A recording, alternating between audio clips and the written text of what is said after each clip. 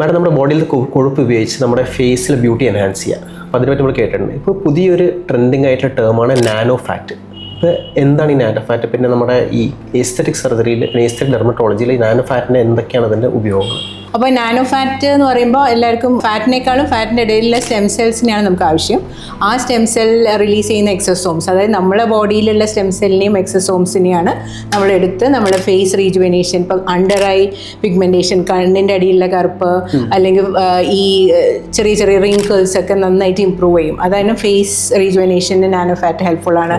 അതേപോലെ തന്നെ ഹെയർ റീജുവനേഷനും അത് അധികം ആൾക്കാർ ട്രൈ ചെയ്തിട്ടില്ല, പക്ഷേ അത് PRPനേക്കാളും മോർ ഇഫക്റ്റീവ് ആണ്. നമ്മുടെ സ്റ്റെം സെല്ല് തന്നെ, നമ്മുടെ ബോഡിയിലുള്ള സ്റ്റെം സെല്ലും എക്സസോമും എടുത്തിട്ട് തന്നെ നമ്മുടെ ഹെയറിൽ ഇഞ്ചെക്ട് ചെയ്യുമ്പോൾ അത് വെരി ഇഫക്റ്റീവ് ആണ്.